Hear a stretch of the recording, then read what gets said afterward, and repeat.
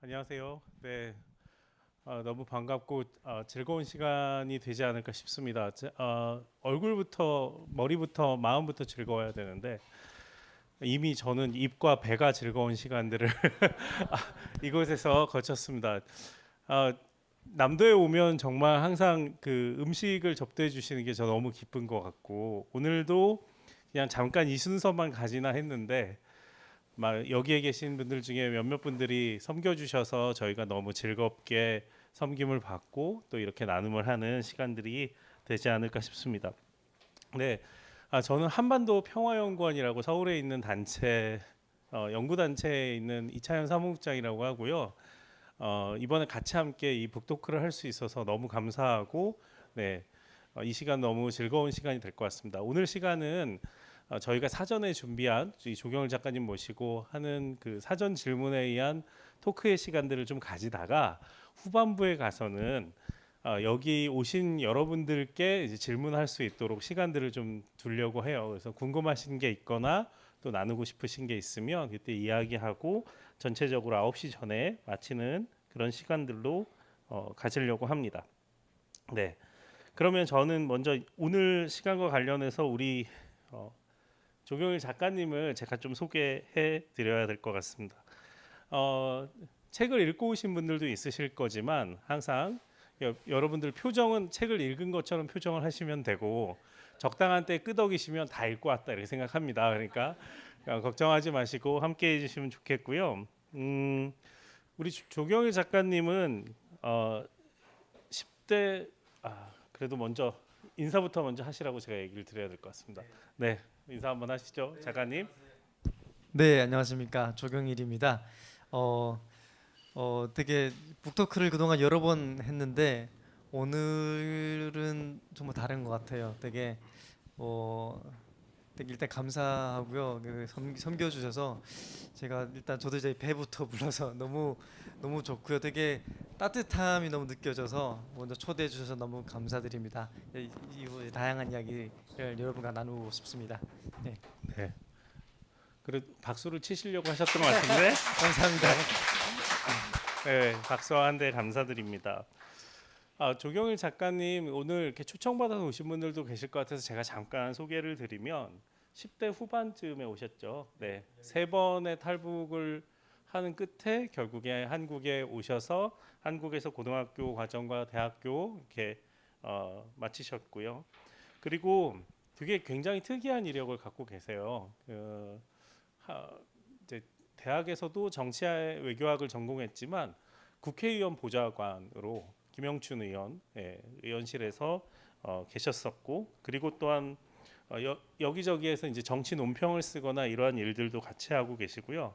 그다음에 여기에 보시는 것처럼 아오지까지와 리얼리티와 유니티라는 책도 네, 두 권을 내셨고 또 다른 공저들이 있어서 작가이시기도 하고 그리고 피스 아고라 대표이면서 유튜브도 이렇게 찍어서 이야기를 내고 계세요. 그래서 여러분들이 유튜브에서 조경일 혹은 피스 아고라를 검색하시면 또 나올 수 있고 깨알같이 구독과 좋아요를 눌러서 네, 그것도 이렇게 조금 말씀을 드리겠습니다. 특별히 그 아우지까지라는 책 같은 경우에는 그 본인의 어떤 개인적인 이야기들과 겪었던 것 그리고 지금 여기에까지 온 과정들을 담아서 쓴 에세이를 내셨던 것 같고 그다음에 제가 작년 말에 이 책이 나왔을 때 그냥 두 책 다 그런데 이렇게 앉자마자 책을 한 번에 쭉 다 읽었는데 이 북한 이탈 주민의 이슈와 그리고 특별히 북한 출신의 청년에 대해서 또 집중적으로 책을 쓰신 게 있어요. 그게 리얼리티와 유니티라는 책이 이제 있고 오늘 앞에 소개됐던 것 같습니다. 그래서 요 책 두 권과 관련해서 이제 지금부터 같이 이야기를 나누어 보겠습니다. 첫 번째 질문은 좀 가벼운 질문부터 하고 싶은데요. 이분이 새신랑입니다. 네, 네.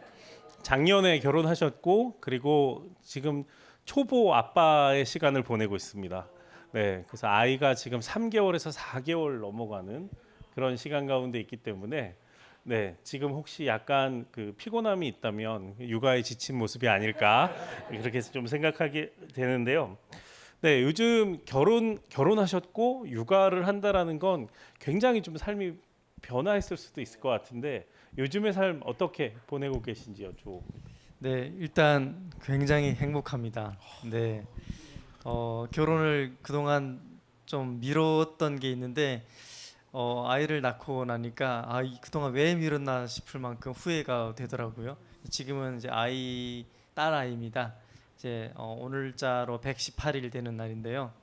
이름은 하엘이라고 지었고요. 이제 아내가 지었는데 하나님이 보내준 천사 같은 딸이라는 생각이 들어서 아내가 그렇게 지었습니다. 결혼하기 전, 그러니까 아이 낳기 전과 후의 삶은 확실히 다르더라고요. 그동안 결혼하셨던 선배님들께서 항상 뭐 이렇게 던지는 말들이 있어서 그 뭐 다르겠거니라고 했는데 직접 경험해 보니까 많이 다르더라고요. 그동안은 모든 게 이제 제 중심적이었고 저의 일, 저의 사회생활, 저의 관계들이 중심이어서 시야가 이렇게 쭉 넓혀져 있었는데 결혼하고 아이를 낳으니까 이제 집중이 되더라고요. 아내와 아이에게. 그래서 시야가 좁아지고 좁혀지고 뭐 아이에게는 또 좋은 거죠. 그래서 요즘은 조금 밤마다 한두 번씩 깨서 피곤하긴 한데 그 아이가 울 때, 웃을 때, 뭐 칭얼거릴 때 모든 순간이 너무 예뻐서 지금 굉장히 만족하게 어, 만족한 생활을 하고 있습니다. 네. 역시 녹화가 되니까 이렇게 얘기를 잘 가족이 볼까봐 말씀하시는 것 같습니다. 네, 행복하실 거라고 네, 생각하고요. 하지만 잠을 많이 못 주무실 것 같다는 네, 생각도 많이 듭니다. 네. 맞습니다.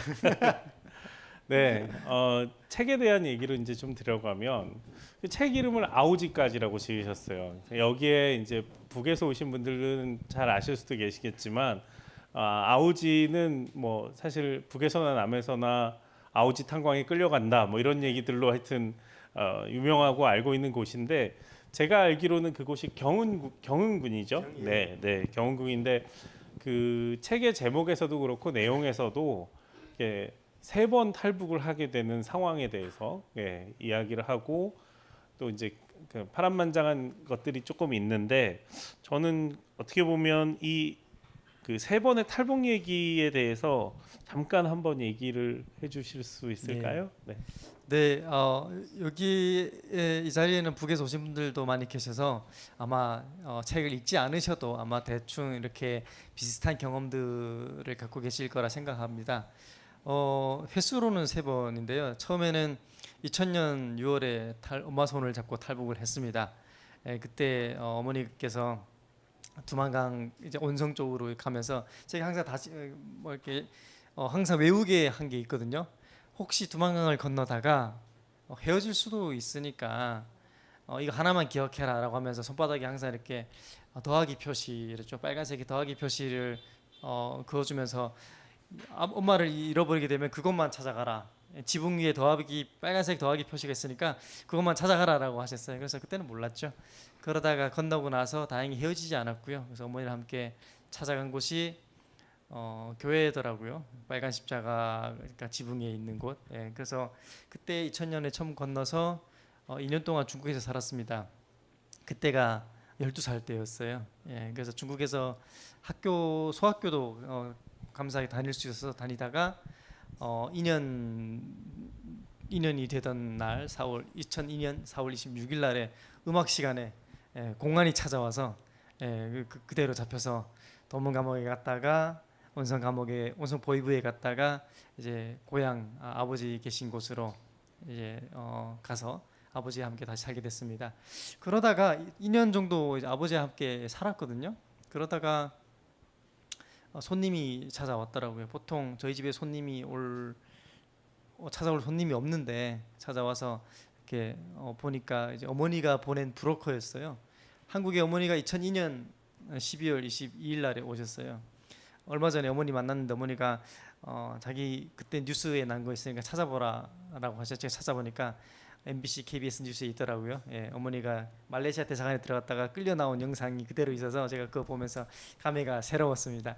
어쨌든 어머니가 감사하게도 한국에 먼저 오셔가지고 1년 만에 이제 아들을 찾아서 브로커를 보냈어요. 그래서 제가 어머니가 보내주신 브로커 따라 아버지 함께 일단 중국 국경을 넘었습니다. 그때 어머니가 아버지께 이야기하셨거든요. 그 길로 탈북을 해라. 이렇게 하셨는데 저희 아버지가 완강히 이제 거부하셨어요. 굉장히 짙은 빨간색의 공산당원이어가지고요. 예, 아버지가 거부하시더라고요. 그래서 아버지가 항상 저한테 오면서 그러시더라고요. 이제 두만강 건너니까 엄마가 혹시 너에게 같이 살자고 하면 싫다, 아빠랑 살겠다고 해라 이렇게 이야기하시더라고요. 예. 저는 또 이제 아버지 처지가 저도 알고 있으니까 의지할 게 아들밖에 없으니까 그러겠습니다 하고 왔죠. 그렇게 두만강을 이제 건너서 그때 첫 번째는 어머니가 오지는 않으셨어요. 예, 그래서 돈 지어주고 바로 탈북하면은 그 자리에서 브로커 연결시켜 주겠다고 했는데 아버지가 완강히 거부해서 제가 아버지 따라 다시 북으로 들어갔습니다. 그때 어머니가 저에게 몰래 이야기하시더라고요. 따로 너 들어갔다가 한 달쯤 뒤에 혼자 나와라. 그러면서 제게 중국 돈 400원의 이민패를 따로 주시면서 나올 때 자금으로 써라라고 하시더라고요.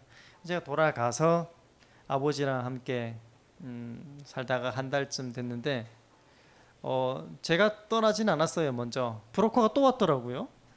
그 따라 나왔죠. 근데 알고 보니까 어머니가 저희를 찾아서 브로커를 섭외해서 보냈는데 이 브로커가 저희를 찾는데 일정이 늦어진 거예요. 그래서 어머니가 다른 브로커를 찾아서 이제 보냈는데 두 번째 브로커가 먼저고 첫 번째 브로커가 한 달 뒤에 온 거예요. 어쨌든 그래서 아버지 함께 다시 중국을 건넜는데요. 그러니까 두만강을 건넌 게 이제 세 번째인 거죠. 네. 그때는 어머니 오셨더라고요. 그래서 아버지를 만나서 이제 아버지 옆에 앉혀놓고 지금 즉시 탈북하자. 그러니까 북한에 들어가지 말라 그랬더니 저희 아버지가 또 완강히 거부하시더라고요. 네, 어머니가 오시면서 그 새 옷까지 가져오셨어요. 갈아입으라고. 근데 아버지가 내가 왜 그딴 옷을 입냐고 이렇게 말씀을 하시면서 거부를 하셔서 엄마가 이제 포기하고 안 되겠다. 저 인간이 잘 때 우리끼리 나가자 이렇게 생각을 하셨더라고요. 그래서 아버지가 술을 또 좋아하세요. 그래서 술을 드시고 잠들었을 때 어머니가 저한테 가자고 하셔가지고 제가 아버지께는 편지 한 장만 남겨두고 떠났습니다. 그렇게 한국으로 오게 된 여정이었는데 한 2달 정도 걸렸습니다. 근데 사실은 제가 한국에 오기를 결정하기까지 굉장히 갈등이 있었거든요. 아버지는 자기랑 함께 살자고 그러지, 어머니는 자기랑 함께 살자 그러지. 근데 저는 이제 아빠와 엄마 중에 이제 선택해야 되는 거죠. 항상 우리가 부모님들이 어르신들이 어린이들한테 항상 얄궂은 질문들 하잖아요. 아빠가 좋니, 엄마가 좋니 이런 거. 예, 저가 이제 그런 상황에 처했던 거죠. 그런데 어머니가 제게 말씀하셨던 게 한국에 오면은 네가 그렇게 하고 싶었던 공부도 할 수 있고 대학교도 바로 보내주겠다 그러셨어요. 예, 저는 항상 이 공부에 대한 열망이 가득 찼었기 때문에 아빠한테 편지 쓸 때도 공부를 해서 꼭 성공해서 다시 돌아오겠습니다 라고 이렇게 남겼어요. 그게 결국은 아빠를 위한 게 되지 않을까라는 생각을 해요. 물론 이제 지금도 자기 합리화하긴 한데 그래도 제 선택에 대해서 잘했다라고 생각을 하고 아빠께는 미안하지만 그렇게 탈북을 해서 2004년 9월 21일 날에 한국에 도착했고요. 그래서 그동안 항상 탈북 한 번만 한 줄 알았는데 이렇게 세어보니까 3번이더라고요. 그래서 책에도 그렇게 적었고요. 책 읽으신 분들께서는 아시겠지만 책을 보고 나서 항상 여러 사람들이 이런 이야기를 하더라고요. 왜 아오지까지지? 아오지에서 서울까지 뭐 이런 식으로 제목을 지어야 그게 너의 인생 여정에 맞는 게 아니냐라고 하시던데 뭐 물론 그것도 맞습니다. 그런데 그건 이제 제 인생의 반쪽짜리이기 때문에 저뿐만 아니라 여기 계신 분들도 사실은 간절함이 있잖아요. 고향에 다시 돌아가고 싶은 마음.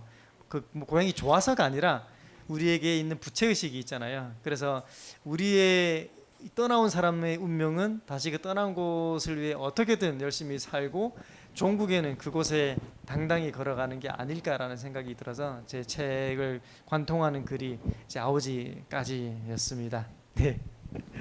네, 감사합니다. 저는 이제 북한을 연구하고 있는 사람이기도 해서 이렇게 북에서 오신 분들의 작가님들이 책을 내시면 꼭 다 읽어보고 또 이야기를 듣곤 하거든요. 근데 20살이 넘어서 성인이 되어서 자기의 의지로 탈북하신 분들도 계시고 또 그분들이 쓰신 책도 있는데 우리 조경일 작가님처럼 자신의 의지보다는 부모님이나 어떤 이런 그 형태들을 통해서 10대 어린 나이에 이제 탈북하신 분들은 또 되게 쓰신 글이나 이야기들이 되게 다르더라고요. 어찌 보면 지금 나이를 여기서 오픈할 수는 없지만 그래도 어찌 보면 인생의 절반은 북녘에서 그리고 또 인생의 절반은 여기 남녘에서 이렇게 사신 상황이 될 수도 있을 것 같은데 그 성인이 되기 전에 한국에 들어오셨기 때문에 또 그 이후의 삶은 달랐을 것 같아요. 그래서 혹시 그 중고등학교 과정이나 아니면 한국에 들어오고 나서 10대 시절을 보내고 대학교에 가셔서 공부하신 것까지 이런 부분은 또 다른 분들이 잘 듣지 않아 보셨던 상황이 될 것 같아서 책 내용은 아니지만 또 그 시절은 어떻게 좀 보내셨는지 여쭤도 될까요? 네. 저는 함경북도 경흥군 이제 아오지로 더 많이 알려졌죠. 거기서 초등학교 1학년까지 학교 다니고 못 다녔습니다. 뭐 다들 경험하셨던 그 고난의 행군 때문에 학교를 갈 수가 없었거든요. 그러다가 북송이 됐을 때 2년 정도 중학교를 다녔는데 합쳐도 3년밖에 안 됩니다. 제 학력이라고는. 한국에 와서 17살에 제가 주민등록증을 받았거든요. 그러면은 중학교 2학년 정도입니다. 그래서 제가 중학생이 되려고 인천 남동구 만수동에 가서 학교에 가서 입학처에 가서 입학하고 싶습니다 이야기했더니 안 된다라고 하더라고요. 학력이 3년밖에 안 되기 때문에 초등학교로 다시 가라. 그래서 제가 17살에 초등학교 갈 수는 없어서 검정고시 학원에 가서 제가 1년 동안 1년 3개월 동안 초중고 자격을 다 따고 그 이듬해에 1년 정도 입시 공부하고 한국생활 3년 차 됐을 때 대학교에 갔습니다. 대학교에 갈 때는 정치외교학과를 선택을 했는데요. 흐릿한 꿈이었어요. 그때는 뭔가 통일에 기여하는 삶을 살아야겠다. 통일이 안 된다면 남과 북의 주민들이 함께 어우러져 살 수 있는 그런 상태를 만드는데 어떻게든 기여해야겠다라는 이렇게 사실 누구나 다 그런 생각을 하잖아요. 예.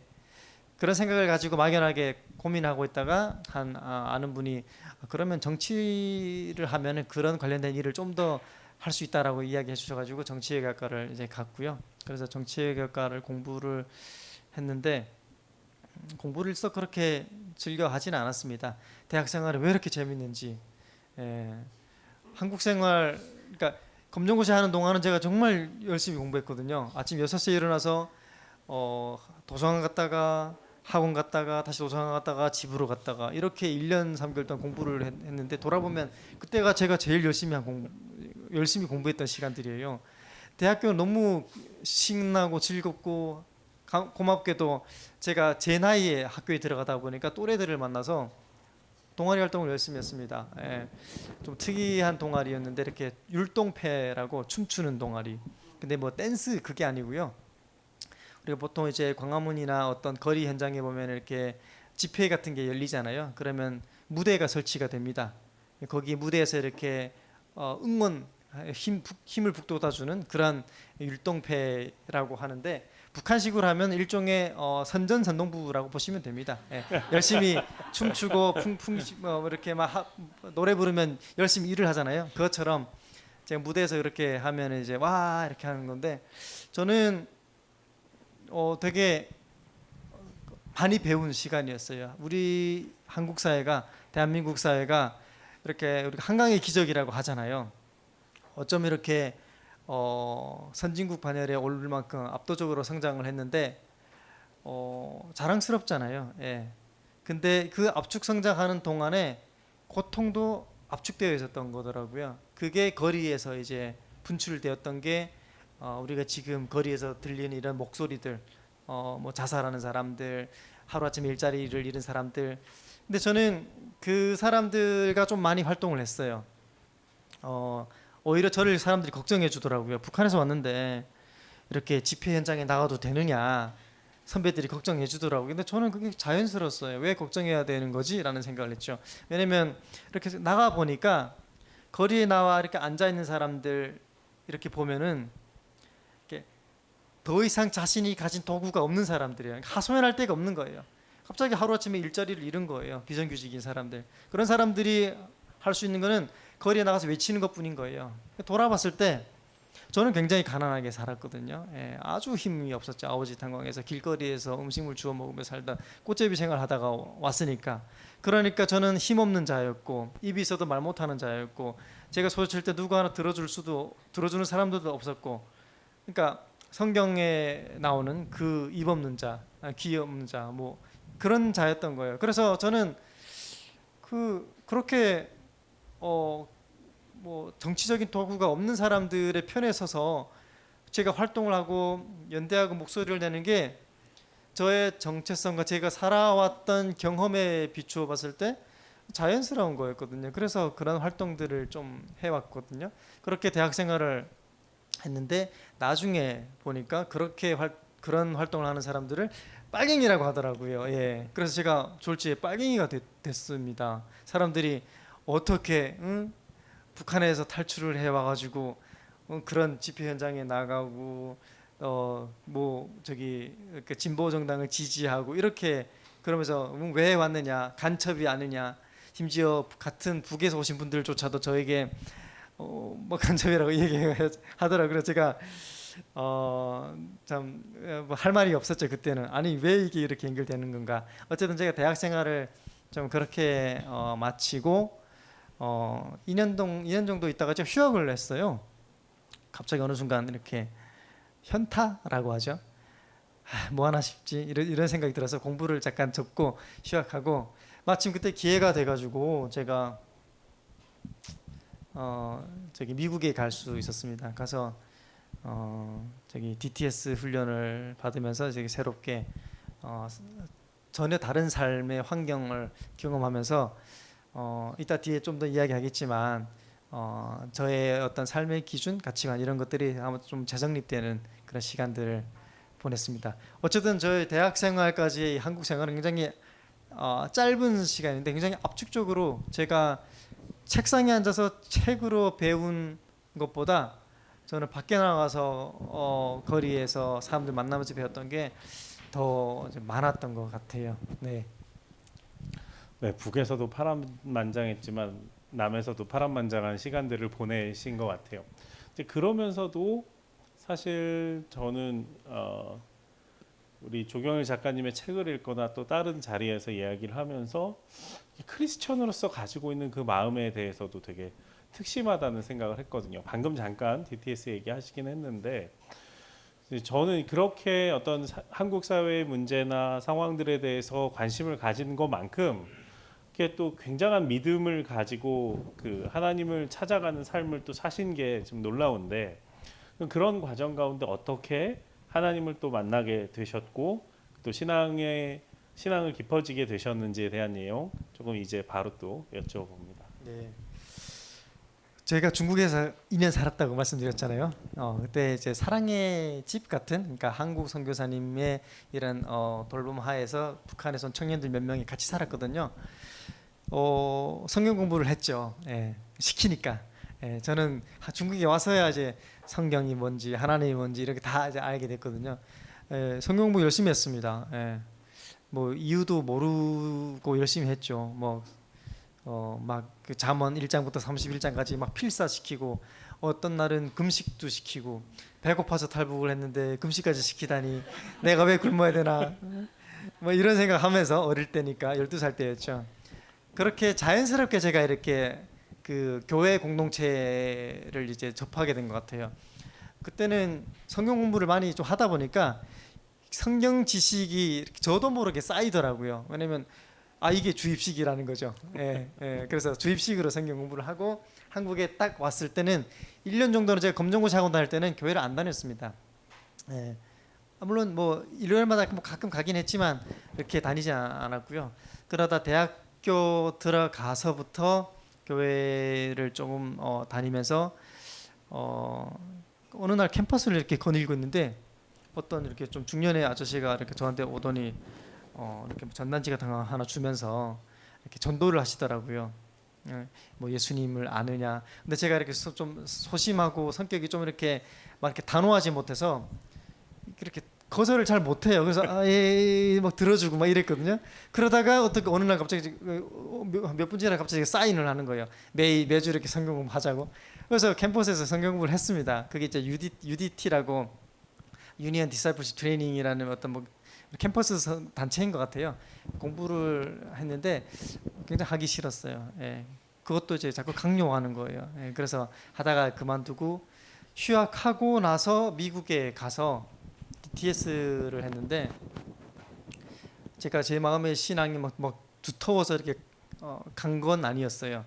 물론 되게 성실하게 나름 교회를 다니면서 이렇게 살긴 했는데 제가 믿음이라는 게 제가 이제 아는 것까지 믿는 건 좀 다른 것 같더라고요. 어쨌든 아는 거는 이제 많은데 제 마음 속에 막 여기까지 들어와 있지는 않았거든요. 미국 텍사스에 DTS로 갔는데 환경이 너무 다른 거예요. 한국에서는 막 찬양할 때 막 이렇게 점프하고 잘 이러지 않잖아요. 요즘은 좀 있는데 저는 그런 걸 좀 부끄러워했거든요. 막 이렇게 와 주여 막 하면서 막 점프 이런 것들을 부끄러워했거든요. 근데 미국에 갔더니 아니 이 사람들이 점프뿐만 아니라 막 엎드러져 있고 막 그냥 누워서 뒹굴면 이렇게 기도하고 막 찬양하고 그러더라고요. 그렇게 한두 달 지나니까 저도 어느새 그렇게 하고 있고, 근데 제가 가서 경험했던 것들은 그런 거였던 것 같아요.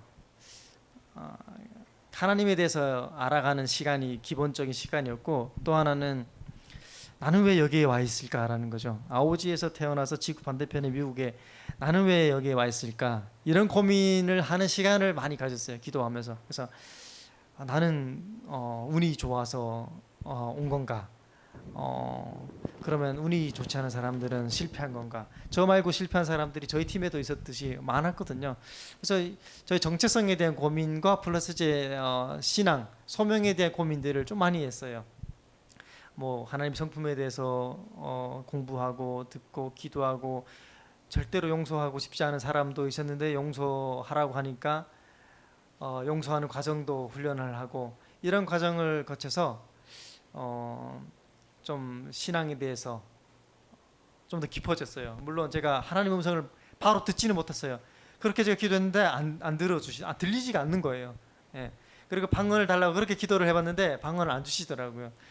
뭐 그럴 수도 있겠지. 어쨌든 그렇게 제가 신앙적인 삶을 한 1년 동안 경험을 했습니다. DTS를 하고 아울리치로 인도에 갔는데 그동안에는 북한이 제일 가난한 사회, 아오지가 가장 세상에서 제일 어려운 사회인 어려운 곳인 줄 알았는데 그렇지는 않더라고요. 인도에 갔더니 저희 아오지 다 무너져가는 집보다도 더 안 좋은 집들에서 살고 있는 사람들이 부지기수인 거예요. 그래서 제가 여러 가지 좀 느꼈던 것 같아요. 자유만 있으면 모든 게 다 주어지고 모든 게 다 해결되는 건 아니겠구나라는 생각도 하고, 어쨌든 그런 과정을 거쳐서 두 번째 DTS 다음으로 하는 게 SOE라고 선교 전략 학교, 그것까지 하고 한국에 들어왔습니다. 제가 신앙생활을 하면서 제일 중요하게 생각했던 게 좀 훈련이었거든요. 예, 그러잖아요. 우리는 매일 무너진다고. 예, 저도 그러더라고요. 예, 그런 훈련 하고 있는 그런 공간에 있을 때는 아주 성실해요. 아침에 기도도 하고 뭐 제 삶 자체. 근데 일상으로 돌아오는 순간 그걸 유지하는 게 힘들더라고요. 그래서 신앙과 믿음이라는 것은 훈련이라고 제가 느꼈어요. 매일매일 제가 하지 않으면은 저는 어느 순간 똑같이 가 있더라고요. 그래서 제가 많이 무너졌습니다. 수차례 수없이 많이 무너지고요. 그래도 항상 그때 이후로 제 삶의 기준이 됐던 게 제가 돌아가야 할 곳을 안다는 기준이 생긴 거예요. 성경 말씀 이렇게 딱 넓은 들판에 이렇게 기둥이 하나 박힌 거예요. 그리고 끈이 하나 묶여 있고요. 그래서 제가 쭉 흩어져서 무너져 어딘가에 가 있을 거예요. 그러다가도 저 기둥으로 제가 다시 가야겠다라는 그 중심이 어딘지 아는 것, 그게 저는 제 삶의 기준이었던 것 같아요. 그리고 또 하나 제가 중요하게 생각했던 게 제가 앞으로 사회생활을 하고 특히 정치 활동을 하고 무엇을 하든 간에 항상 판단하고 결정하기 전에 질문을 하나 먼저 항상 생각해야겠다라고 생각했던 게 있어요. 그때 그게 뭐였냐면 예수님이라면 이 상황에서 어떤 결정을 하셨을까 이거예요. 예. 요거를 항상 이렇게 적용하려고 노력을 합니다. 그게 제 신앙의 기준이 됐어요. 물론 그렇게 지켜지진 않습니다. 계속 무너지고 그래도 알고 있는 것과 모르는 것은 큰 차이인 것 같아요. 그래서 지금도 좀 그렇게 최대한 신앙생활을 유지하려고 하고 있습니다. 네. 네. 또 그 이유에 대한 얘기는 네. 조금 이따 더 얘기해 주실 수 있을 것 같아요. 이러한 DTS나 이 과정들을 통해서 또 하나님 깊이 아시고 또 한국에 돌아와서 학업을 마치고 길들을 걸어가시죠. 제가 알기로는 이제 대학을 졸업하고 정치 컨설팅 회사에 다니다가 국회의원 보좌관을 하게 됩니다.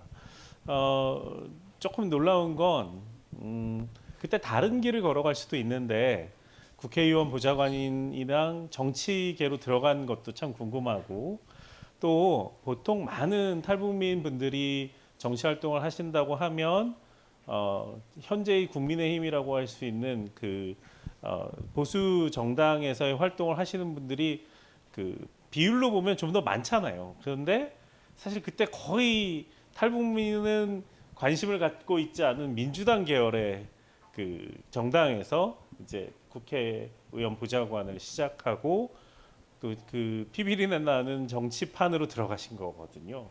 어떠한 과정을 통해서 들어가셔서 경험하셨고 또는 또 그걸 또 계속 이어가실 수도 있는데 또 그걸 멈추고 다시 공부하시면서 또 지금의 길을 걸어가게 된 그 과정들 정치와 관련해서 한번 좀 얘기해 주시겠어요? 네. 정치학을 공부를 했는데 학부 때는 정치학을 공부한다고 해서 꼭 자기 그 분야로 취업하는 건 아니잖아요. 뭐 근데 어떻게든 저는 취업하고 싶었고 정치를 하고 나서 공부를 하고 나서 고민을 좀 많이 했어요. 저는 어떻게든 통일 문제, 분단 문제 이런 문제들을 고민을 하다 보니까 저는 결국은 정치인들이 정치라는 수단을 가지고 정치적으로 문제를 해결하는 것이 가장 빠른 거라고 생각을 해요. 그 통일이 됐든 뭐 남북 간의 뭐 여행이 됐든 간에 정치인들이 하지 않으면 비즈니스맨이 아무리 돈을 많이 가지고 뭐 한다고 해도 저는 할 수는 없다고 생각해요. 그래 어쨌든 정치의 중요성에 대해서 그렇게 생각을 하고 나도 어떻게든 관련된 일을 해야 되겠다라고 생각이 들어서 그때 학부 때 그런 고민들을 계속 했어요. 그러다가 제가 석사 공부를 정치외교학과를 갔는데 그때는 공부하면서 활동도 같이 했습니다. 제가 그렇게 가만히 보니까 이 모든 건 사실은 제도의 문제다라는 생각이 들었어요. 네, 그래서 그러면 어떤 제도의 문제냐라고 봤을 때 우리가 이 대한민국 굉장히 양극화가 돼 있고 정당 간에는 이 두 정당이 서로 이렇게 나눠 먹게 하고 이러잖아요. 그다음에 선거 때마다 우리가 남북이 빨간색과 파란색으로 분단된 것도 있는데 우리가 동서도 빨간색과 파란색으로 분단되어 있어요. 그러니까 남남 갈등이라고도 하는데 이 모든 것의 근원 이런 것들이 어디에 있을까라고 해서 저는 우선은 제도에 있다고 봤어요. 그게 이제 선거제도죠. 영남에서 민주당으로 출마하면은 98% 당선이 돼요. 호남에서. 근데 영남에서는 반대로 보수당의 이름을 가지고 출마하면은 거의 또 한 90%가량 당선이 돼요. 그러니까 이거는 득표율과 의석률이 일치하지가 않는 거예요. 그러다 보니까 거대 양당 두 개가 항상 서로 아무리 우리가 못해봤자 2등인 거예요. 4년 뒤에 다시 집권하면 되네. 이런 식인 거예요. 그러다 보니까 이 모든 이 제도의 문제에서 사실은 양극화도 나오고 불평등도 나오고 분단 해소 문제도 결국은 여기에서 진전이 안 되는 거예요. 그래서 정치를 공부를 하고 이제는 현장에서 한번 좀 해봐야 되겠다라는 생각이 들어서 그렇게 선거제도 개혁 운동을 막 하다가 국회로 들어갔습니다. 근데 국회에 들어갈 때도 제가 앞서 대학생 때 활동했던 그 제 경로가 있었기 때문에 그렇게 어렵지는 않았어요. 왜냐면 이게 정답은 아니지만 양쪽 보수당, 진보당, 민주당 둘 다 좋은 정책이 있고 나쁜 정책이 다 있어요. 예. 뭐 어느 한쪽이 뭐 옳고 어느 한쪽이 뭐 선이고 악이 이런 건 아니라고 생각을 해요. 그래도 그 중에 북한 출신 가장 가난한 삶을 살았던 사람, 그다음 한국 사회에서도 어쩌면 여전히 소수자 집단으로 분류되는 이 탈북민 사회 한 구성원으로서 나는 어떤 정치를 해야 될까라는 고민을 했을 때 나는 그래도 소수자의 입장을 대변하는 정치를 해야겠다라는 생각을 했어요. 그럼 누가 소수자의 목소리를 더 많이 내는가라고 했을 때 결국 진보 정당이었어요. 예. 민주당을 비롯해서 뭐 정의당도 여러 정당이 있잖아요. 진보 정당에서 그러면 나 같은 소수자들을 최대한 대변하려고 노력하는 정당에서 일을 해야겠다라고 생각을 해서 찾는데 민주당밖에 없는 거예요. 왜냐면 정의당은 의석수가 없잖아요. 예, 많아봤자 6석밖에 안 되니까 제가 들어갈 자리가 없어요. 그래서 민주당 쪽에 막 이력서를 막 넣었어요. 저는 또 나름 뭔가 진부하고 좀 뭐 이렇게 좀 솔직한 편이 있다 보니까 저는 어디서 왔고 어떤 세상을 꿈꾸고 저는 뭐 이런 뭔가 저의 비전을 가득 적어가지고 이력서에 제출을 했어요. 그 국회 홈페이지에 항상 채용 공고가 나오거든요. 다 떨어지는 거예요. 20개, 30개 다 떨어지는. 그래서 어느 날 왜 이러지? 내가 2년 동안 컨설팅도 하고 정치인도 내 손으로 직접 만들었는데 내가 커리어가 부족한가라는 생각을 하고 있다가 혹시 내가 출신이 문제인가라는 생각이 들어서 이력서를 다 바꿨어요. 고등학교도 지우고 고등학교는 이제 검정고시였는데 검정고시 지우고 여기 저기 고향 뭐 어디서 태어났고 뭐 통일을 꿈꿉니다 이딴 거 다 지우고 한국 생활만 한국에서 어떻게 공부했고 어떻게 하고 싶고 나의 실력은 뭐고 나의 능력은 어떤 이런 기술이 있고 기입을 했어요. 그랬더니 1차 서류 통과율이 30-40% 올라갔어요. 예. 막 이렇게 면접 보러 오라는 거예요. 여기 갔어요. 갔는데 다 면접하는 과정에서 이렇게 다시 또 나타나는 거예요. 고등학교가 없네. 고등학교 어디 나왔어요? 이러는 거예요. 그래서 제가 고등학교 못 나왔습니다. 왜요? 아직 검정고시 했습니다. 그랬더니 검정고시 왜 했어요? 왜냐면 검정고시 하는 사람들이 별로 많지가 않거든요. 왜냐면 우리 대한민국은 학벌 사회예요. 예, 연고주의가 강력하게 움직이는 사회이기 때문에 그래서 검정고시 한 이유는 제가 학교를 못 다녔기 때문입니다. 북한에서 왔기 때문에요. 그랬더니 이제 이 면접에서의 모든 주제가 뭐 어떤 일을 할 수 있느냐가 아니라 어떻게 탈북했어요? 예? 그런 얘기로 화제가 바뀌는 거예요. 예. 그렇게 저의 출신이 공개가 돼요. 예. 그리고 면접 끝나고 나면은 이제 소식이 없죠.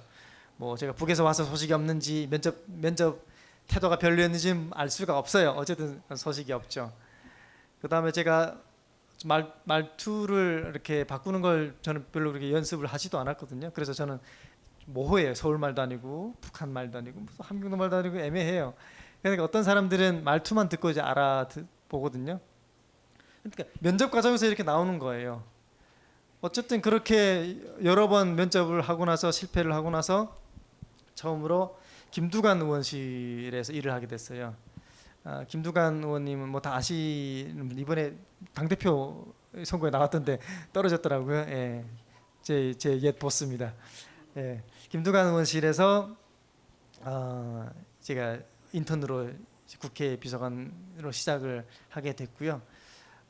되게 많이 배웠어요. 왜냐면 여의도 정치 핵심이 이제 여의도에 있잖아요. 거기서 모든 것이 나라의 국가 재정과 예산까지 다 이제 법안까지 다 만들어지다 보니까 이곳에서 내가 무언가를 할 수 있다는 것 그거 하나로 저는 굉장히 뿌듯했어요. 왜냐면 아오지에서 제가 그대로 살았다면은 제가 북한의 국회에 해당하는 최고인민회의 대의원의 비서가 될 가능성이 저는 없었을 거라고 봅니다. 아마 죽었을지도 몰라요 지금.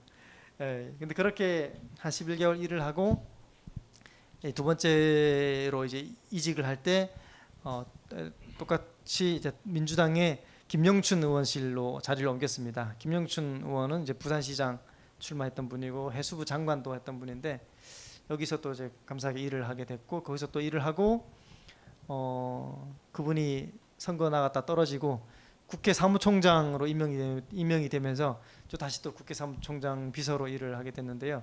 흥미로운 거는 둘 다 이 김두관 의원, 김영춘 의원 둘 다 소위 한국 정치권에서는 한때는 뭐 리틀 노무현이라는 이야기도 들었었고 대권 주자로 불렸던 사람들이고 다 통일에 대해 자기의 정치적 소명이 있는 사람들이에요. 그래서 뭐 그런 큰 정치를 생각했던 사람들이니까 관심을 갖는 게 아닌가 저 같은 사람한테라는 생각도 들긴 했는데 어쨌든 감사하게 제가 거기서 일을 하게 됐고 선거에 출마했을 때 제가 선거 컨설턴트로 여러 번 나갔다가 결국은 떨어지고 나서 어느 순간 그런 생각이 들더라고요. 이 정치인의 비서관으로 일을 하는 거는 좋은 경험인데 정말 좋은 경험이고 정말 많이 배우는 경험인데 제 정치가 아니에요. 그 사람의 정치잖아요. 그래서 저도 뭐 나름의 정치에 대한 소명을 갖고 일을 시작했는데 이제는 한번 나도 내 정치를 한번 해보고 싶다라는 생각이 이제 들어서 어차피 이제 일자리도 잃었겠다. 책도 한번 써보고 한번 목소리도 내볼까라는 생각을 가지고 이제 아오지까지라는 책을 이제 쓰고 나서 그 뒤로 여러 가지 이제 강의를 하고 토론도 하고 세미나도 하면서 글 쓰면서 좀 생활을 하고 있습니다. 예. 네. 되게 듣기만 해도 지금 파란만장하시죠? 네. 이 상황에서 책에 약간 쓰시기는 했지만 그래도 약간 곤란한 질문 하나 해보고 싶은데 탈북민이 정치 참여하는 것에 대해서 어떻게 생각하시는지 여쭤보고 싶어요. 지금 이 상황이 어떤 일정한 정당에 몸담으셨기 때문에 그 정당 얘기를 하라는 얘기는 아니고 지금 보면 북한에서 오신 분들 중에 벌써 국회의원 4분이나 나왔고 또 여러 가지 정치적인 목소리를 내는 시민사회 단체를 하시는 분들도 많이 계시죠. 저는 어떤 면에 있어서는 우리의 남북 통합을 위해서는 탈북민의 정치 참여는 당연히 있어야 되고 민주사회에서 필요하다고도 보는데 그런데 또 같이 그곳에 몸담고 일을 하셨던 입장에서는 그리고 또 한편으로는 되게 그런 게 그 민주당에서 계속 일하셨지만 민주당은 여태까지 한 명도 북한 이탈 주민 의원을 낸 적이 없는 그런 또 현실도 지금 있잖아요. 네. 이제 그런 상황 속에서 곤란하실 수도 있지만 탈북민이 정치를 참여한다라는 것은 도대체 어떤 의미가 있는가에 대한 네. 이야기를 여쭤보고 싶습니다. 네. 이게 탈북민들의 정치 참여는 보통 두 가지로 볼 수 있다고 생각해요. 직접 자기가 플레이어로 뛰는 것, 뭐 비서관을 하든 출마를 하든 플레이어로 뛰는 게 있고 또 하나는 정치적인 목소리를 꾸준히 내면서 뭐 시민사회 운동을 하든 인권 운동을 하든 이렇게 정치적 목소리를 내는 방식으로의 정치 참여가 있다고 생각을 해요. 일단은 아까 국회의원 지금까지 4명이 나왔잖아요. 예. 조명철 의원, 태영호 의원, 지성호 의원, 그다음에 이번에 박충건 의원까지 4명 다 보수당에서 나왔어요. 민주당에서 왜 아직 나오지 않았느냐? 요거는 민주당의 한계라고 저는 생각을 해요. 예. 민주당의 실수죠.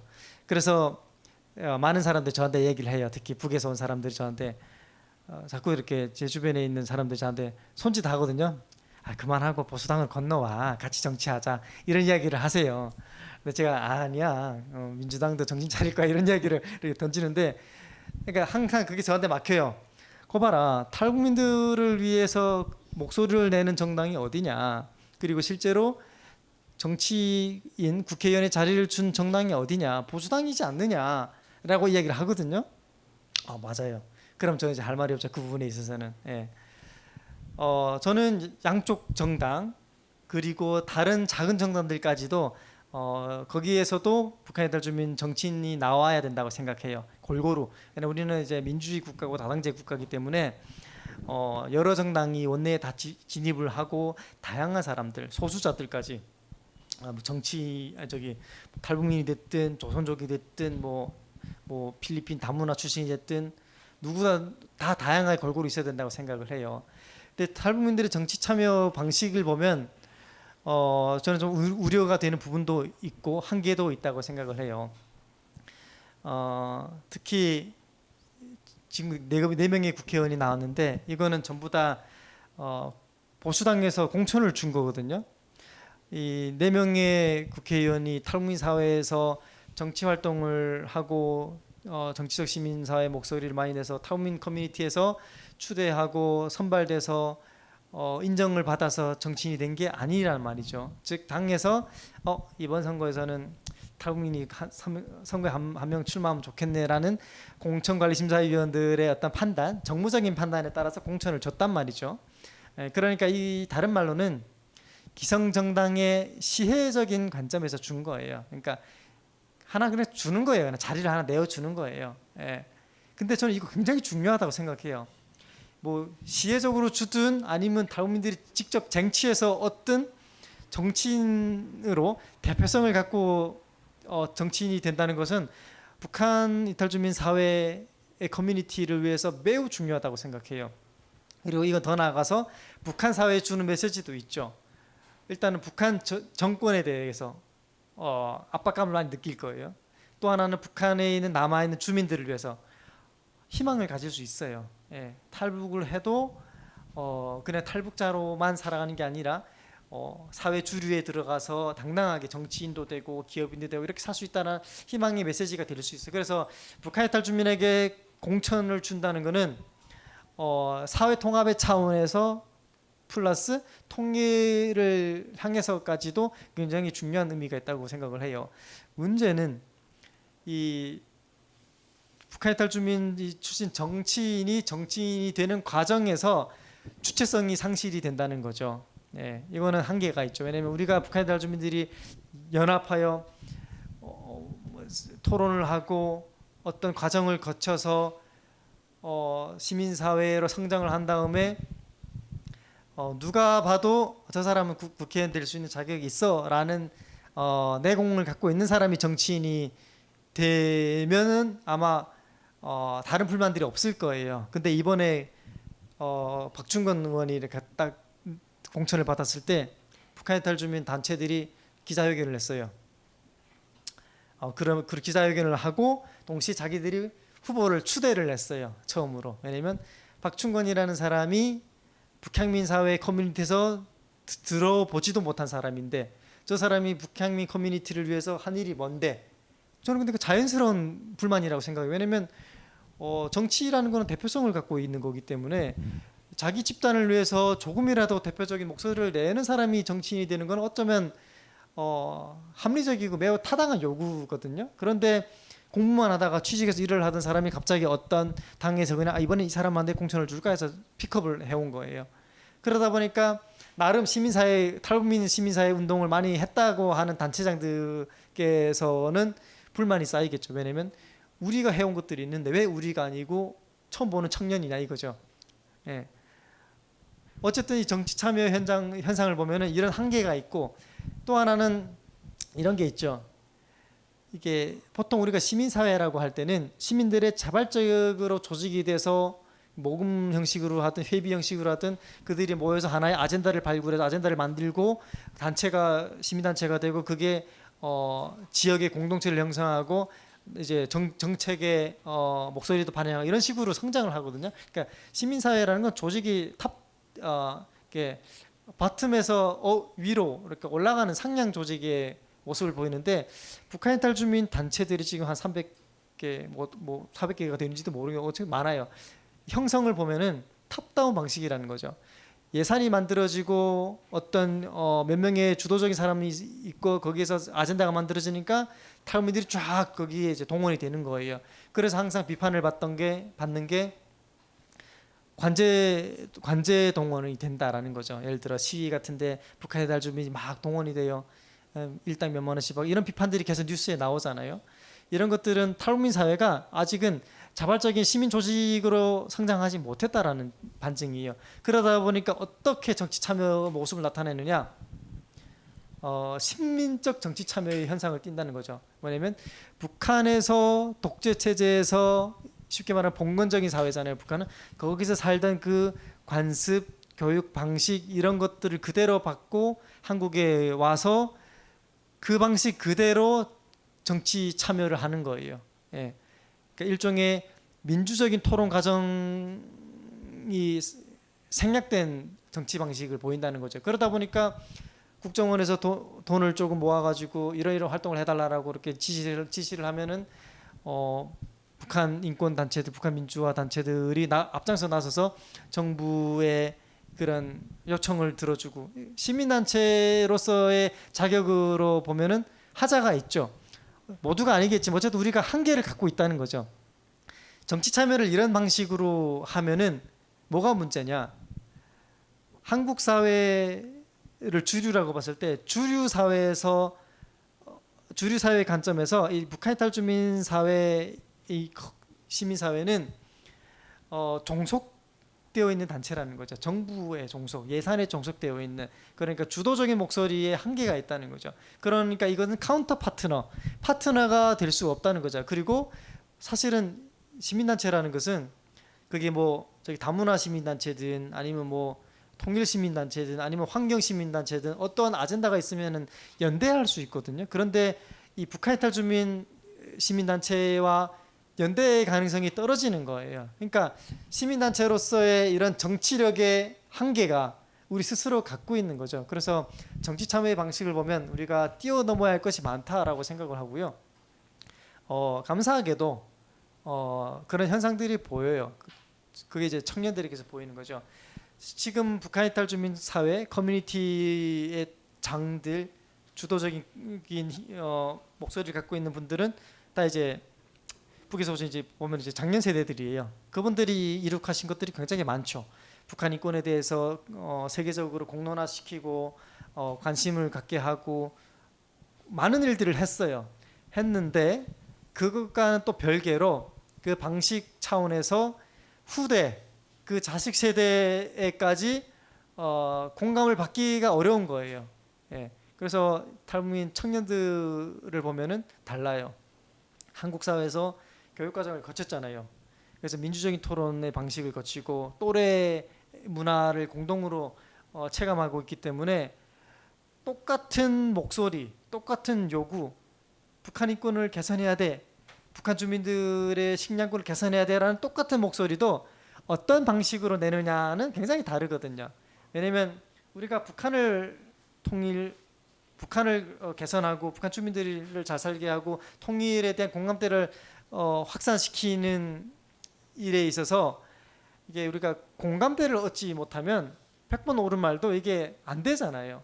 예, 그래서 우리가 듣는 사람 입장에서 마음이 동해서 참여할 수 있는 그런 마음이 들게끔 활동하는 것도 필요한데 그런 것들이 작년 세대에게는 한계가 있었다면 청년 세대들에게서는 그게 이제 보인다는 거죠. 그래서 그런 부분에 있어서 희망을 갖고 있고 정치 참여의 부분에 있어서도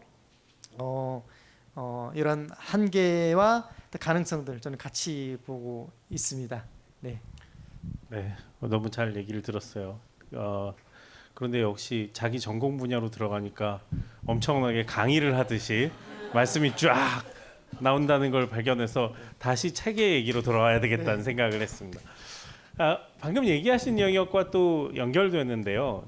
이제 이번에 내신 리얼리티와 유니티라는 책을 읽어보면, 그러니까 그 북에서 오신 작가님들의 책과 좀 다른 이 젊은 작가가 낼 수 있는 이야기들의 그 목소리가 조금 있어요. 그래서 저도 이 책을 읽자마자 이 책 소개해야 되겠다. 그래서 저희 연구원에서 이제 신간 소개를 하는데 이 책을 소개하기 시작했는데 거기에 이제 중요한 챕터가 뭐냐면 북한 이탈 주민 청년에 대한 이야기를 하셨다는 거죠.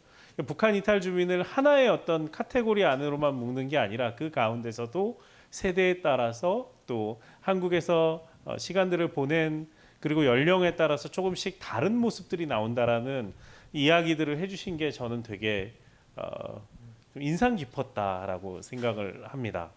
어쩌면 그 말이 맞는 것 같아요. 어떤 분이 얘기하셨는데 남한에 와 계신 34,000명의 북한 이탈 주민이 있다라는 건 34,000개의 이야기가 있다라는 이야기이기도 하다.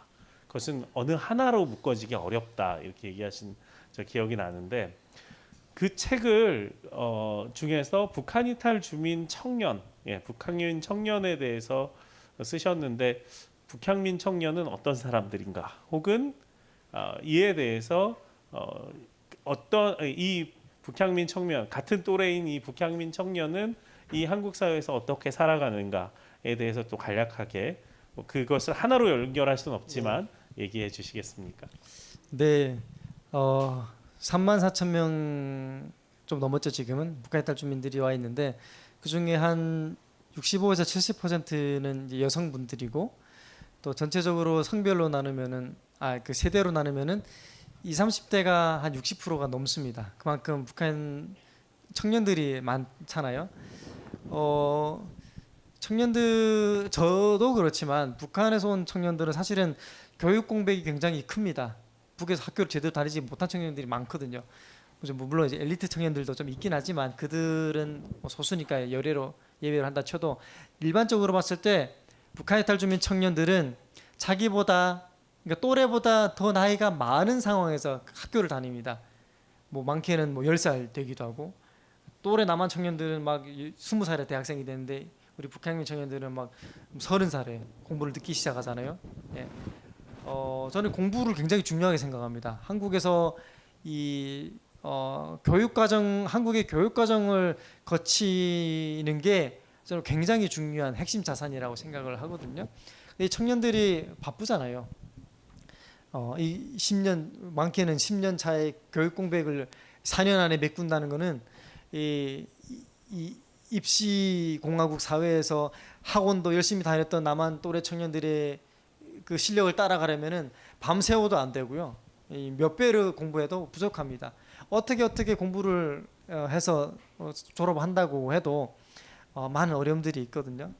그래서 저는 보면서 이런 생각이 들더라고요. 저도 그랬지만 이 북향민 청년들은 이들이 한국 사회에서 그냥 평범하게 살아가는 것 자체가 일종의 꿈인 거예요. 예, 그렇게 될 수밖에 없는 거죠. 왜냐하면 평범하게 산다는 게 정말 어려운 거잖아요. 예. 그래서 이 청년들에 대해서 좀 주목을 좀 하려고 했고 또 하나 이유는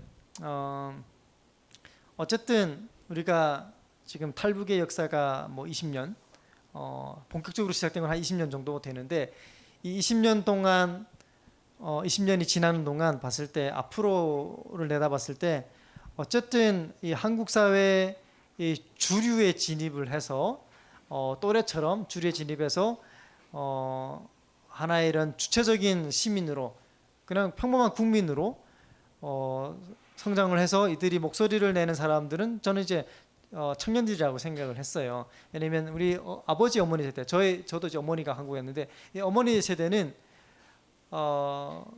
이런 시대적인 그 물리적인 연세란 물리적인 한계가 있어요. 그런 그 벽을 넘어서기에는 어렵다는 거죠. 왜냐하면 한국에 데려와 자식을 키우기 위해서 자식이 주류 사회에 진입하게 하기 위해서 열심히 돈만 벌고 일만 하고 이렇게 사셨잖아요. 그런데 그분들의 역할은 그걸로 대단한 거예요. 근데 이제 자녀 세대들은 저 같은 세대들은 이제 좀 늦었긴 했지만 공부도 이제 한국 사회에서 했고 이제 또래 남한 청년들과 이제 견주어도 똑같아질 수 있는 그런 세대들이거든요. 이 청년들이 다음에 북한 이탈 주민 사회에 더 나아가서는 이 통일에 대한 이 아젠다를 끌고 갈 수 있는 주체적인 역량들이다라는 생각을 해요. 그래서 이들이 현재 어떻게 대한민국에 살고 있는지에 대해서 그들이 처한 어려움, 그들의 처한 현실적인 이런 제약들이 뭐가 있는지를 좀 쭉 보면서 책에 좀 기록을 했고 그리고 이런 통일에 기여를 하겠다라는 이런 희망찬 소명은 저만 있는 게 아니잖아요. 북에서 온 사람들은 다 있다고 생각을 해요. 다만 그걸 구체적으로 실천할 수 있는 그 단계로 나아가지 못하는 물리적인 한계가 있는 거죠. 왜냐하면 먹고 살기 바쁘고 당장 취업을 준비를 해야 되는데 언제 내가 통일을 생각하고 북에 남은 가족을 생각하겠냐 이거죠. 그러다 보니까 현실에 안주해서 현실을 내가 타개하는 것도 벅찬 세대라는 말이죠. 동시에 우리는 통일도 생각을 해야 된다는 말이죠. 그래서 통일과 우리 현실의 괴리가 너무 크다는 거죠. 통일이라는 이 소명을 가지고 뭐 이렇게 한다 해서 통일이 되는 것도 아니고 가까워지는 것도 아닌 거예요. 왜냐하면 우리가 처한 현실, 특히 북한이 따지면 청년들이 처한 현실이 너무나 치열하기 때문에, 경쟁에 너무나 치열하기 때문에, 그래서 제목도 리얼리티와 유니티예요.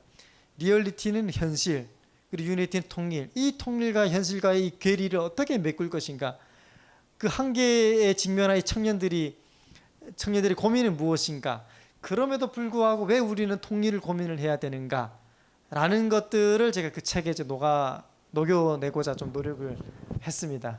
네. 네, 감사합니다. 원래는 이제 제가 준비한 게 12개의 질문인데 지금 9개를 했습니다. 3개가 남아 있는데 3개가 이제 특별히 신앙과 관련돼 있는 것들하고 2개하고 북향민 청년에 대한 건데, 여기에서 이렇게만 진행하면 재미가 없거든요.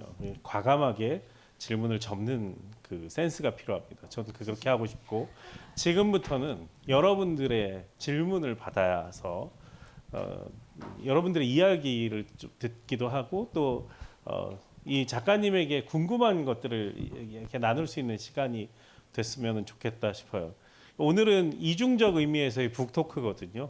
책이라는 북자와 북한 북자, 북북자를 써서 여기에서는 진짜 북토크가 되지 않나라는 생각이 듭니다. 그래서 뭐 몇 분 정도 이렇게 질문을 좀 해주실 분은 손을 들어 표시해 주시면 우리 작가님께 이렇게 책에 대해서든 혹은 오늘 이렇게 북토크를 통해서 들었던 내용에 대해 을 바탕으로 질문을 하시는 것이든 질문하고 대답하는 시간을 잠깐 마련하고 제가 후반부 시간을 보면서 마무리하면 어떨까 조금 생각을 합니다.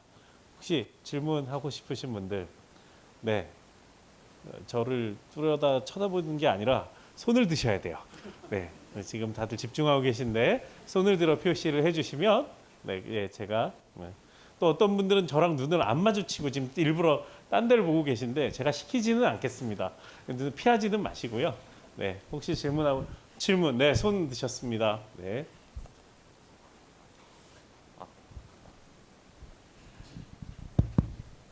통일이 되고 나서 어떤 방향으로 나아가야 될까요? 저희 남북한 사회는? 남북한 사회가 통일되고 나서 어떤 방향으로 나아가야 되느냐라는 네. 질문인 거죠? 네. 네.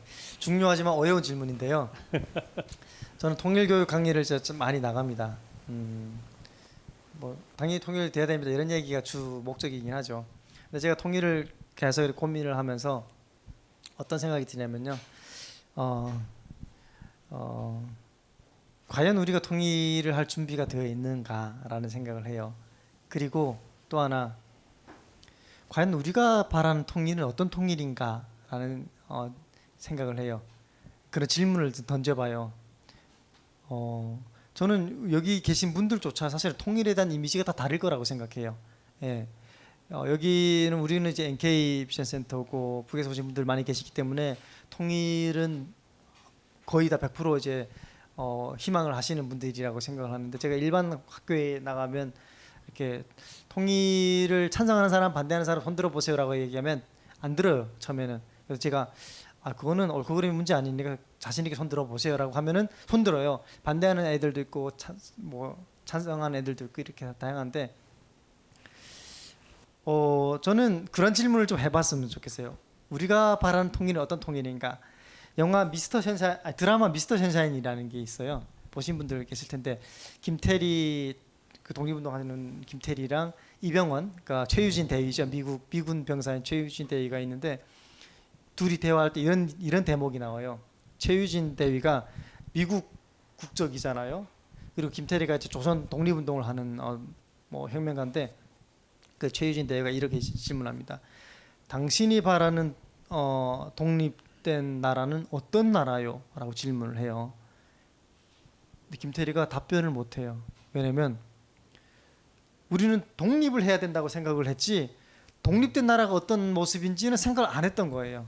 당시 이 독립운동가들조차, 그리고 지식인들조차.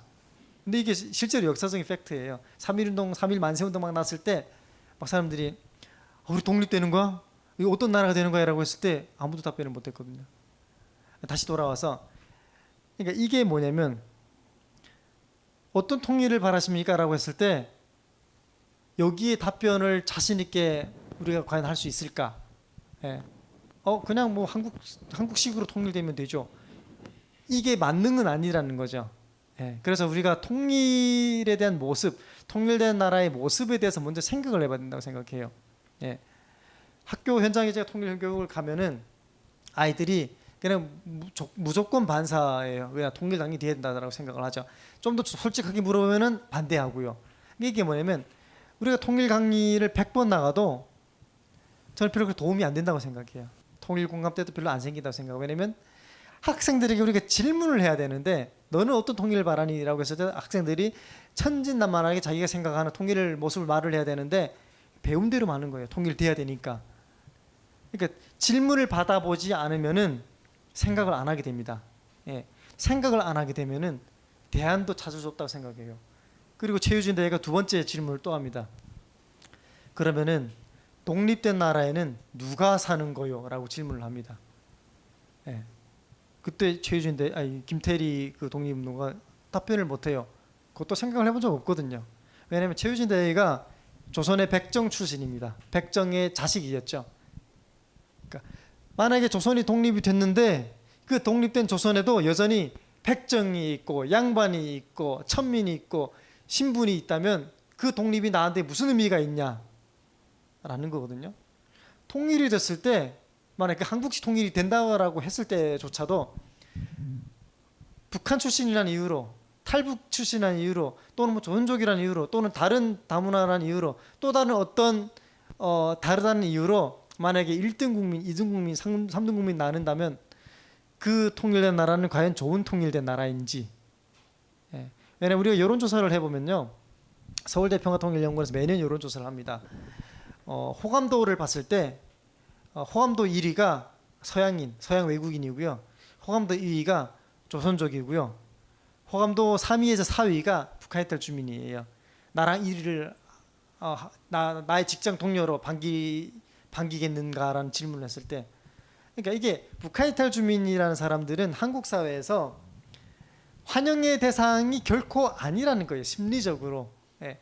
정치적으로는 환영을 받죠. 왜냐하면 북한을 독재국가를 떠나서 왔으니까 일단 환영을 하는 거예요. 근데 한국에 왔을 때 북한 해탈 주민들이 대한민국 국민들과 동등한 정치적 시민인가라는 거죠. 예. 그건 아니라는 거죠. 예? 탈북자. 북한에서 왔으니까 잘 몰라. 북한에서 와서 이래. 이런 식의 만약에 통일된 나라가 그게 한국식으로 되든 아니면 뭐 또 다른 방식으로 되든 통일된 나라에서조차 만약에 출신이 다르다는 이유로 우리가 또 다른 차별이 만들어지고 이런다면은 과연 그 통일된 나라는 좋은 나라일까라는 생각을 우리 해봐야 된다고 생각해요. 재작년에 독일의 메르켈 총리가 집권 16년 만에 정계를 은퇴를 했거든요. 독일이 통일이 된 지 올해로 32년이 됐어요. 그때 메르켈 총리가 은퇴 연설에서, 그러니까 독일 통일 30주년 은퇴 연설에서 이런 얘기를 했어요. 독일은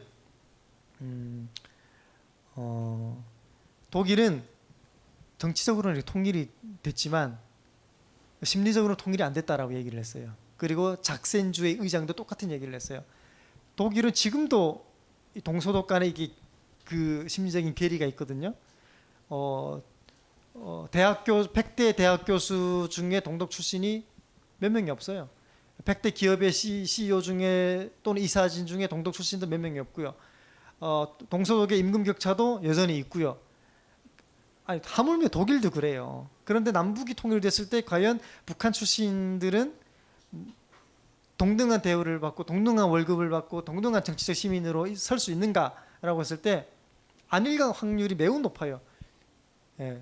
특히 지금의 이 치열한 경쟁 중심의 이 시스템에서는 더 그렇다는 거죠. 그래서 저는 먼저 통일된 나라는 제가 생각하는 통일된 나라는 희망사항이긴 해요. 이렇게 될 수 없을 수도 있어요. 어쩌면 이상적인 이야기겠죠. 그래도 우리는 이상적인 것을 기준으로 현실에서 우리는 타협을 봐야 된다고 생각을 해요. 가능한 통일이 된다면은 북에서 왔던 뭐 남에서 왔던 어디서 왔던 적어도 우리가 심리적으로는 차별이 있을 수 있어요. 서로 간에 오씨 배씨 게으른 자들, 약삭빠른 자들이라고 서로 비판했던 것들처럼 남북한 주민들도 비판을 할 수 있겠죠. 서로 간에 북한은 좀 뭐 무식하고 예? 아직 저발전된 사람들이라고 생각을 하고 또 북한 출신은 남한 사람들을 저 자본주의 앞잡이들 이런 식으로 비판할 거 아니에요. 뭐 그렇다 쳐도 우리 적어도 제도 속에서는 우리가 서로 제외되면 안 되겠다. 그런 제도를 만들어야겠다. 그런 제도를 먼저 만들어 놓고 우리가 통일을 이야기해야겠다라는 생각을 해요. 그래서 저는 지금까지 살면서 공부하면서 얻었던 답이 통일이 먼저가 아니겠다라는 생각을 해요. 예.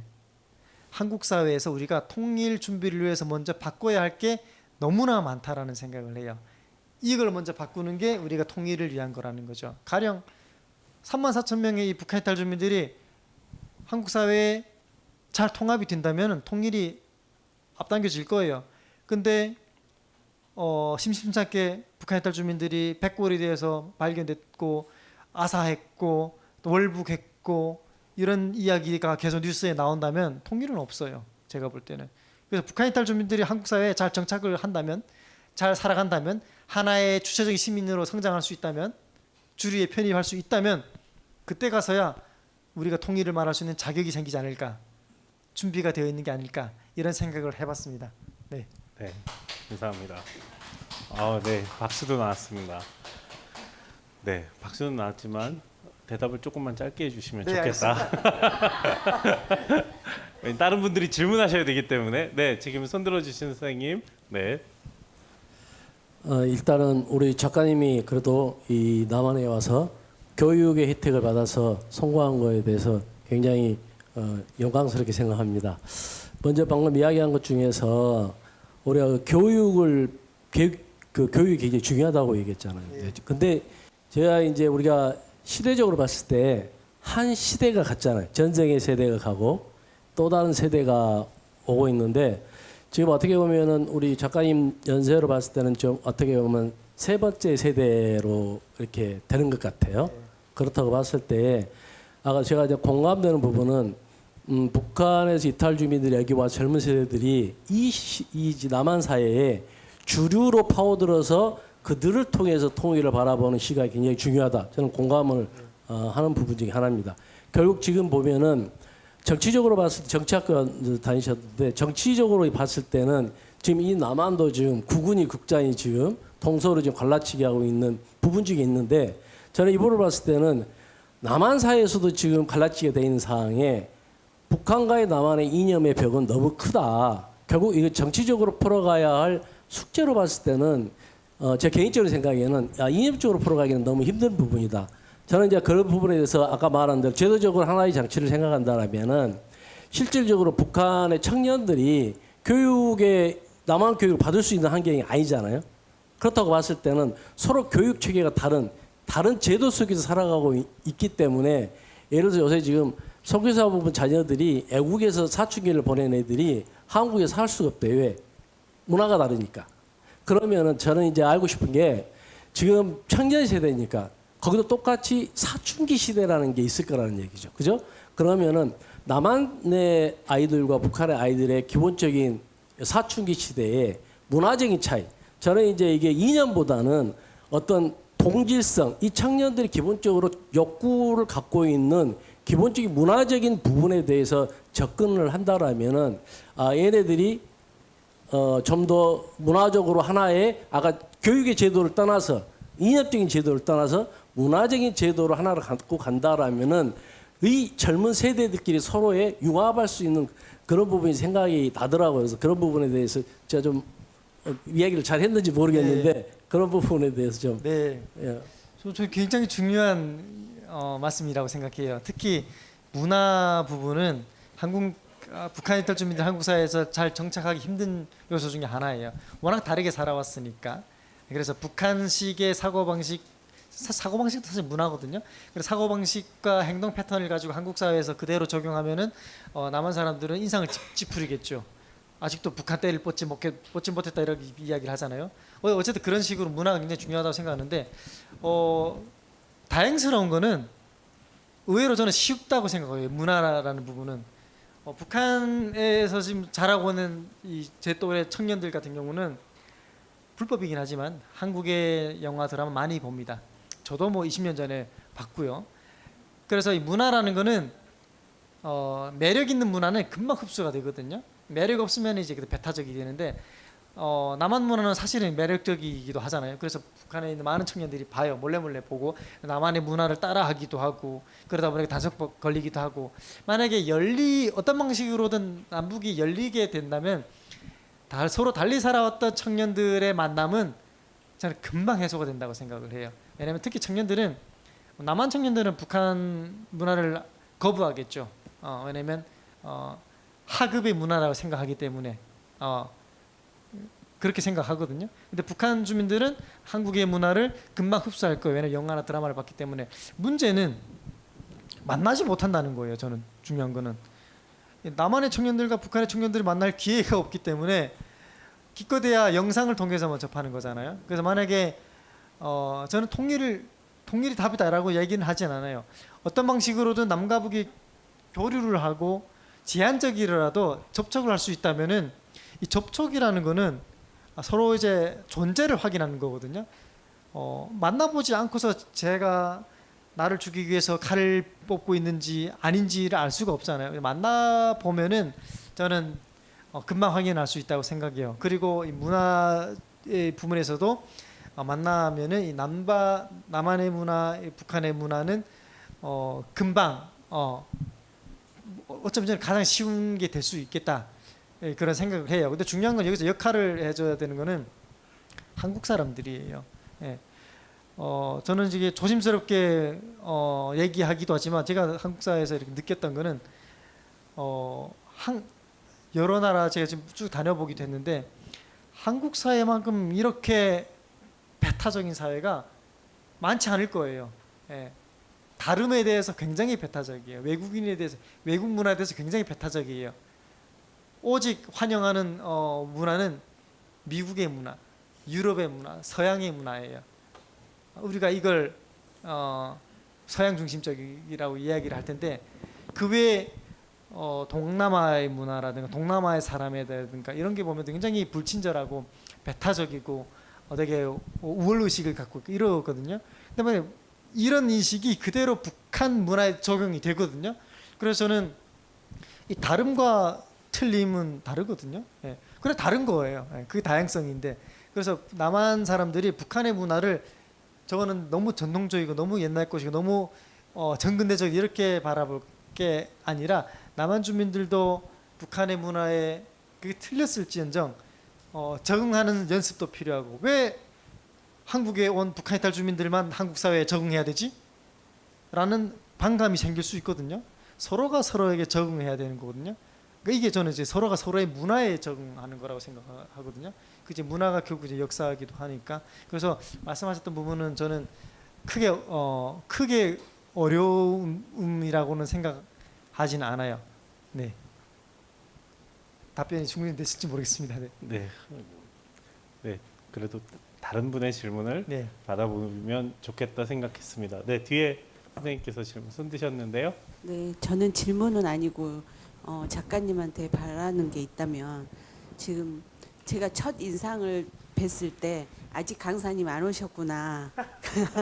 저희 이미지가 너무 강해서 그랬는데 이렇게 강연하신 걸 들으니까 외유 내강이라는 게 느껴지면서 정치를 꼭 하셨으면 좋겠다.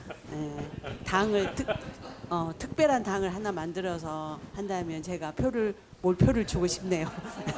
감사합니다. 예, 그리고 통일에 대해서 저도 많은 생각을 하거든요.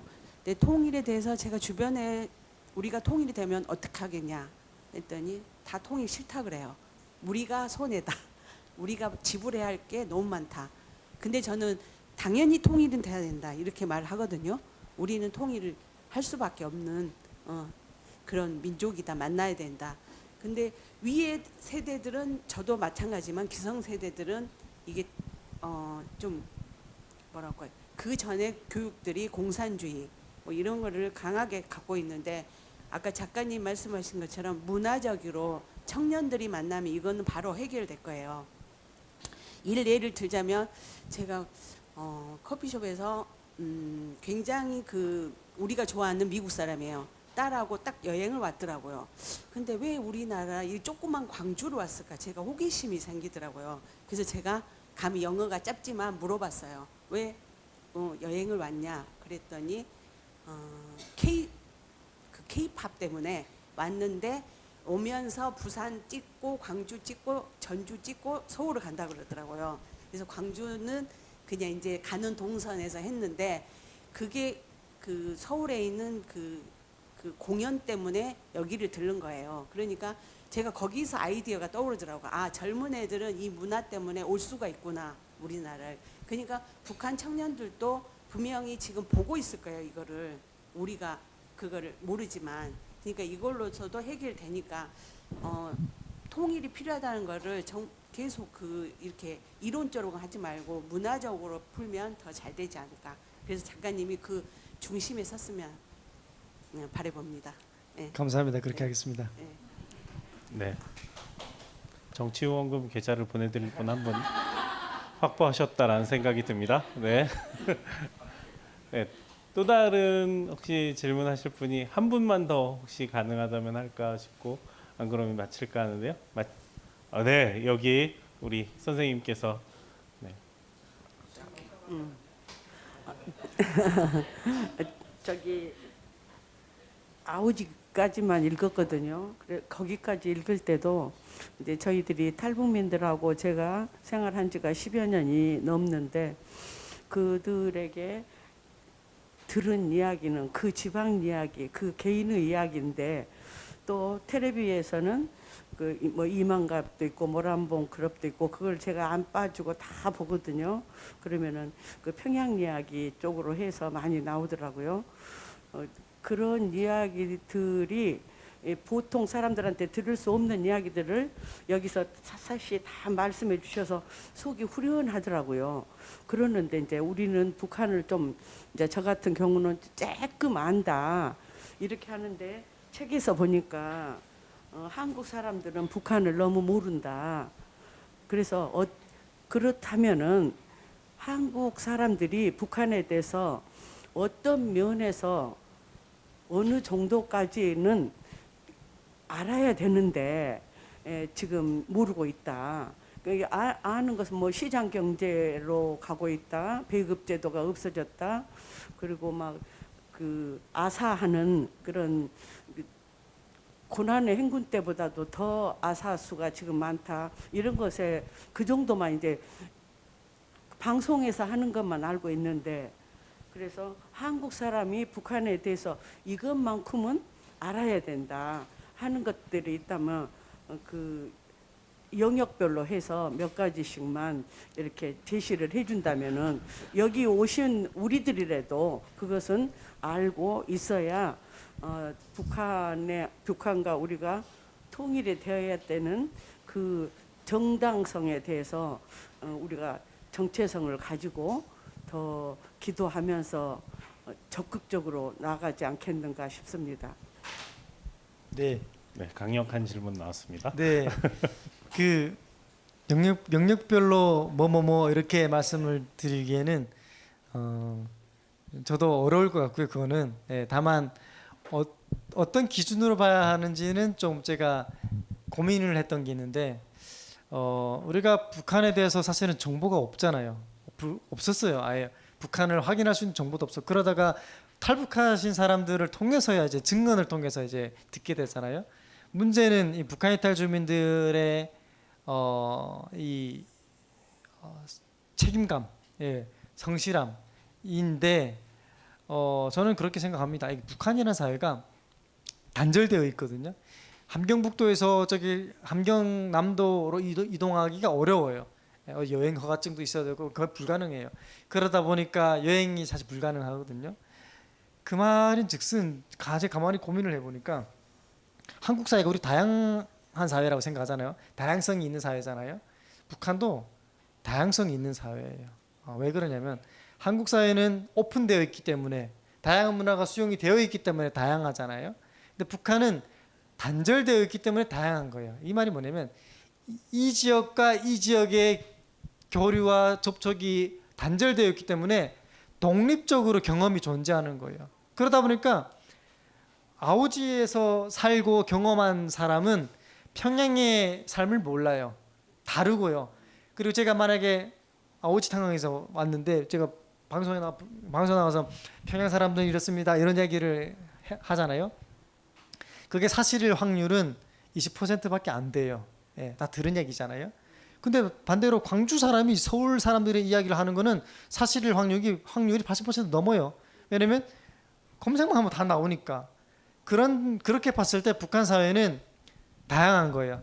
지역이 단절되어 있기 때문에 다양한 경험들이 있는 거예요.